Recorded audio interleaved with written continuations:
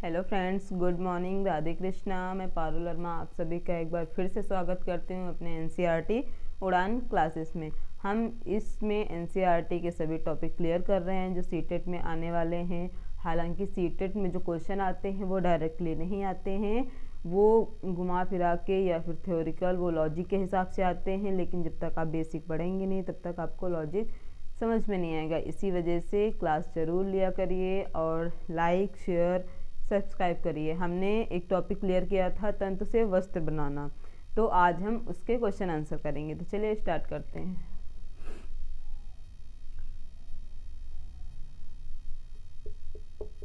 Question answers, ठीक है। तो इसके क्वेश्चन आंसर हम स्टार्ट करते हैं, देखते हैं कौन कौन से क्वेश्चन आंसर हैं। सबसे पहला क्वेश्चन है, वस्त्र किसे कहते हैं? वस्त्र किसे कहते हैं? वस्त्र किसे कहते हैं? ठीक है, वस्त्र क्या होता है? अब कोई भी वस्त्र आप ले लीजिए, ये कोई वस्त्र है, वस्त्र का टुकड़ा है मान लेते हैं, ठीक है। तो ये बना कैसे है? ये बना कैसे? इसका कोई ना कोई बेसिक पॉइंट तो होगा ना, तभी तो बना होगा। तो ये एक तंतु या एक धागे से बना होता है। ये एक धागा, बहुत सारे धागे मिलेंगे, ऐसे ऐसे ऐसे ऐसे ऐसे धागे मिलेंगे तभी तो बनेगा। तो इसका थ्योरिकल क्या हो जाएगा कि किसी भी तंतु या धागे से बना हुआ एक जो प्रोडक्ट होता है, तैयार एक प्रोडक्ट होता है, वो वस्त्र कहलाता है। ये तंतुओं से, तंतु या रेशों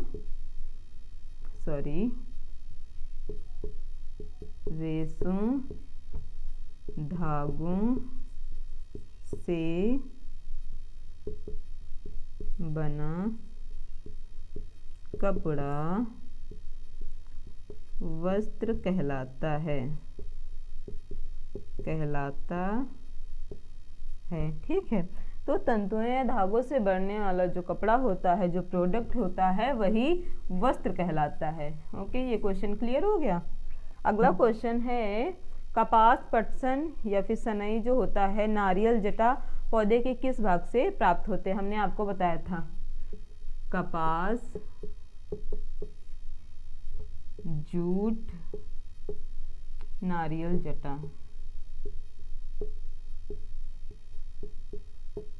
ये किस भाग से प्राप्त होते हैं? ये किस भाग से प्राप्त होते हैं? तो सबसे पहले कपास की बात करें तो कपास बीज से प्राप्त होता है, जिसे बिनौले भी कहते हैं, ठीक है।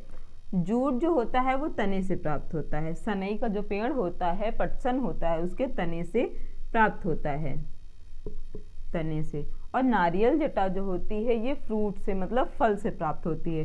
नारियल का आपने देखा होगा, नारियल का जो फल होता है उसके आसपास की जो जटाएं होती हैं वो होता है नारियल जटा, जिससे बनते हैं।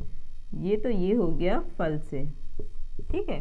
तो कपास हो गया बीज से, जूट हो गया तने से, और नारियल हो गया फल से। ये पौधों के इन भागों से प्राप्त होते हैं। अगला क्वेश्चन देखते हैं क्या है। अगला क्वेश्चन है, कृत्रिम रेशा कौन सा होता है? कृत्रिम रेशा कौन सा होता है? कृत्रिम का मतलब क्या होता है? कृत्रिम का मतलब होता है जो इंसानों द्वारा तैयार किया गया रेशा या कपड़ा होता है, वो कृत्रिम होता है। तो कृत्रिम रेशा जो इंसानों द्वारा तैयार किया गया रेशा या कपड़ा होता है वो कृत्रिम होता है। तो ये होता है नायलॉन का। नायलॉन का जो कपड़ा होता है, जो नायलॉन का रेशा होता है, ये कृत्रिम रेशा होता है, मनुष्य द्वारा तैयार किया जाने वाला। ना ही ये जानवर से प्राप्त होता है, ना ही ये पौधों से प्राप्त होता है। अगला क्वेश्चन है, ऊन किससे प्राप्त होती है? और जातव्य रेशा, ऊन का जो जातव्य रेशा होता है वो किससे प्राप्त होता है? तो सबसे पहले हम बात करें ऊन की, तो ऊन हमें प्राप्त होती है जानवरों से। जानवर से प्राप्त होती है। भेड़ आपने देखा होगा, भेड़ के बहुत सारे बाल घुंघराले घुंघराले होते हैं और उन्हीं को काट के ऊन तैयार की जाती है। और जानवरों से प्राप्त किए जाने वाले जो रेशे होते हैं, जानवरों से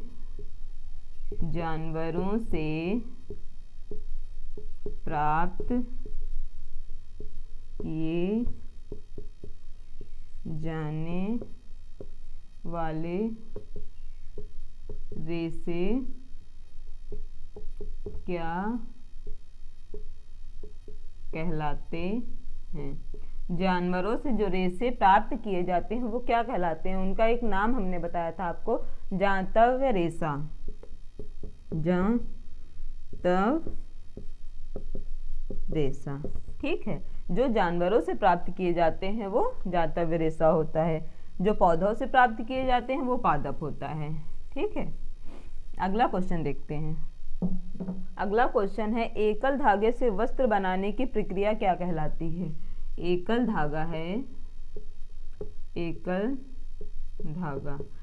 धागा का मतलब कोई एक धागा है, ये लंबा सा धागा है, ठीक है, ये धागा है, और इससे बनाए जाने वाली जो प्रक्रिया होती है वो क्या कहलाती है? जब इस एक एक धागे को हम मिलाते रहेंगे, अब मिलाने के लिए इनको कुछ तो हमें करना पड़ेगा ना, तो इसको एक दूसरे में बांधते रहेंगे, ऐसे बांधते रहेंगे, और ये एक वस्त्र बनके या कपड़ा बनके तैयार हो जाएगा। तो एकल धागे से जो बनने वाला वस्त्र होता है या एकल धागे से जो बनाया जाने वाला कपड़ा होता है वो कहलाता है बंधाई। ये बंधाई कहलाता है, ठीक है। अगला क्वेश्चन देखते हैं क्या है। अगला क्वेश्चन है, जूट प्राप्त करने के लिए पटसन को पुष्पन अवस्था में ही क्यों काटते हैं? हम जूट प्राप्त करते हैं, ये हम मान लीजिए हम पटसन का पौधा बनाते हैं, ठीक है, ये यहाँ से सीधा रहता है, ऊपर जाके इसमें बस पत्तियाँ निकलती हैं, बाकी पूरा सिंगल रहता है, ठीक है। इसमें ऐसे पत्तियाँ निकलती हैं, इसमें ऐसे पत्तियाँ निकलेंगी, ऐसे पत्तियाँ निकलेंगी यहाँ पे, और यहीं पे फूल लगते हैं, येलो कलर के फूल यहीं पे लगते हैं, ठीक है।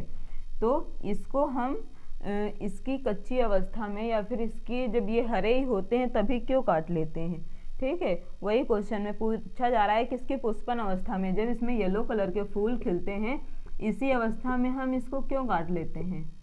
क्योंकि ये उस अवस्था में बहुत ज़्यादा मुलायम होता है, और इस अवस्था में अगर हम पटसन को काट के छाँट के रुके हुए पानी में रखेंगे तो इसका जो रेशा प्राप्त होता है वो बहुत ही ज़्यादा सॉफ्ट होता है और बहुत ही ज़्यादा अच्छी क्वालिटी का होता है, ठीक है। इसी वजह से जो पटसन होता है या फिर सनई होता है उसको पुष्पन अवस्था में ही काट लिया जाता है, ठीक। अगला क्वेश्चन है, कपास गोलकों के कपास के बीज अलग करने की विधि को क्या कहते हैं? ये कपास मान लीजिए है, ठीक है, ये हमने लिया एक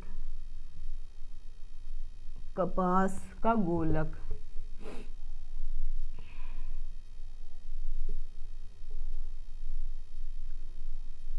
ये यहाँ पे खूब सारी कपास ऐसे, ठीक है, ये फूल है। तो ये कपास जो है और ये इसका गोलक है, तो इससे जब हम अलग करेंगे, इन दोनों को अलग अलग करेंगे तो इसकी जो विधि होगी वो क्या कहलाती है? ये जो कपास होता है इसको हम जब अलग अलग करते हैं तो इस बीज से या इस गोलक से कपास को अलग करने की जो प्रक्रिया होती है उसे कहते हैं कपास ओटना।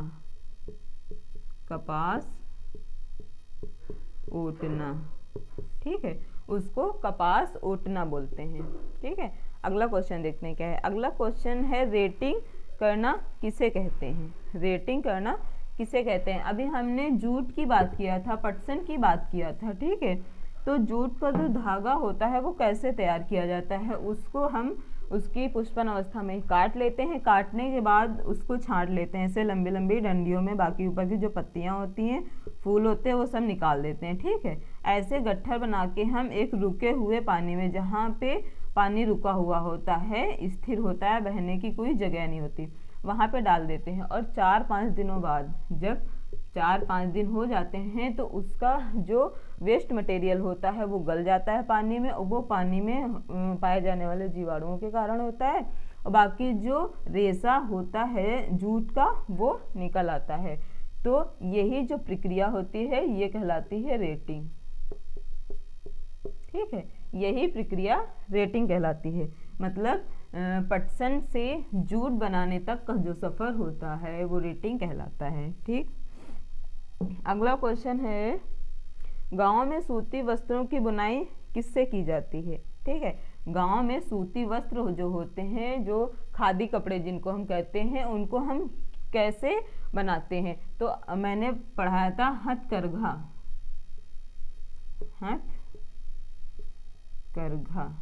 हथकरघा के द्वारा गांव में जो लोग होते हैं वो सूती वस्त्रों की बुनाई करते हैं। ठीक है, अगला क्वेश्चन है, बीटी कपास किसे कहते हैं? ये शायद मैंने आपको क्लास में नहीं बताया था, इसी वजह से मैंने क्वेश्चन के रूप में इसको ले लिया है। और इसे मैं बताती हूँ कि बीटी कपास होता क्या है।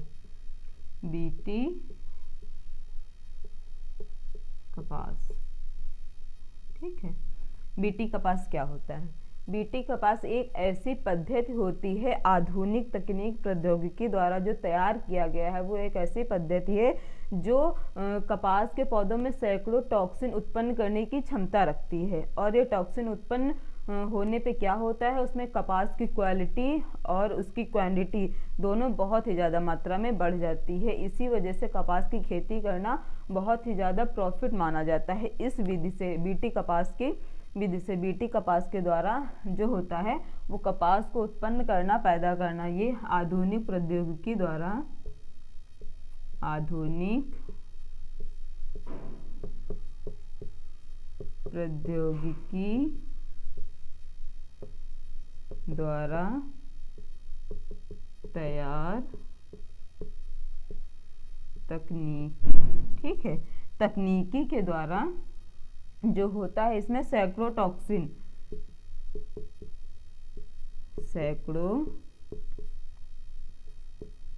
टॉक्सिन उत्पन्न करने की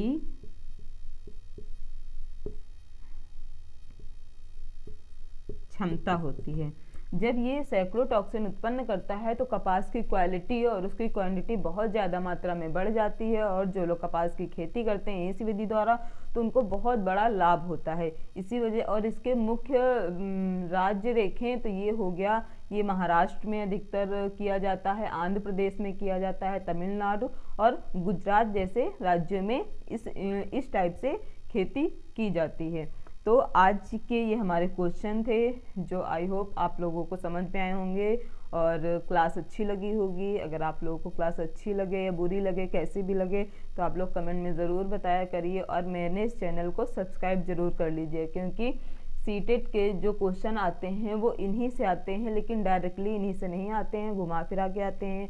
और सीटेट के जो मतलब लॉजिकल क्वेश्चन होते हैं, मैं वो भी आपको पढ़ाऊंगी, प्रीवियस ईयर के होते हैं, मैं वो भी आपको दिखाऊंगी कि कौन कौन से क्वेश्चन एनसीईआरटी से आते हैं सीटेट में। तो मेरी क्लास में ऐसे ही बने रहिए, चैनल को सब्सक्राइब करिए, सपोर्ट करिए और लाइक शेयर करिए। Thank you so much.